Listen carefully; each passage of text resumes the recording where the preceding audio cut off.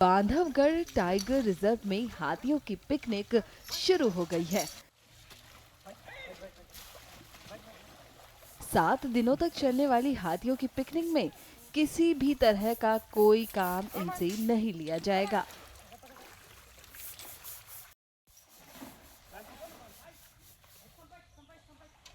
इतना ही नहीं, हाथियों का पसंदीदा भोजन भी उन्हें यहाँ दिया जाएगा।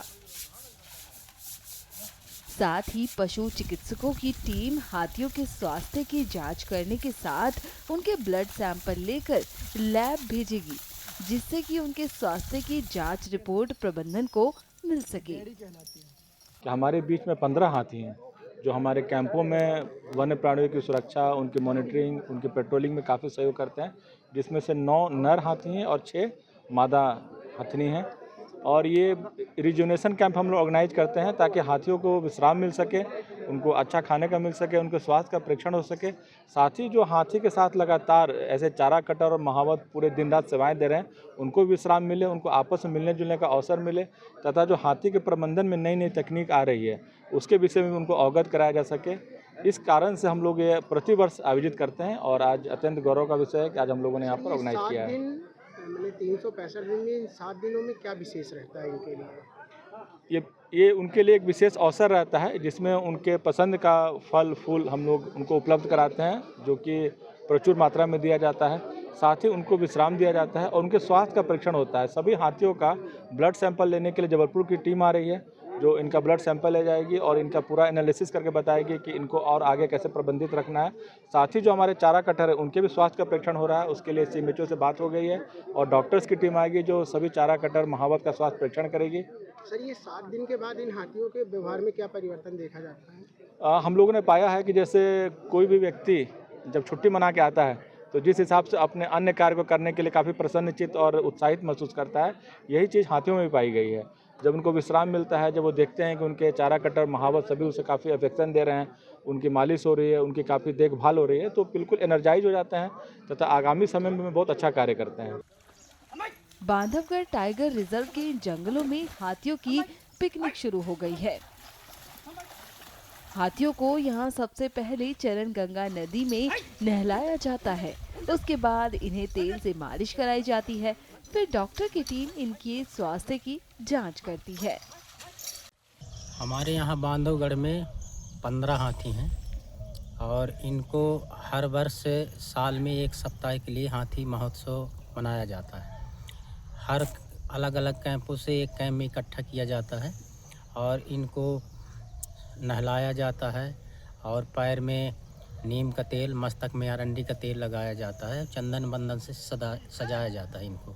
और इनको कई प्रकार के फल फूल, नारियल, केला, सेव, गन्ना, मक्का आदि खिलाया जाता है और इसके बाद इनको जंगल में छोड़ा जाता है। शाम को फिर ला के खिलाया जाता है। आपके यहाँ कितने हाथी हैं?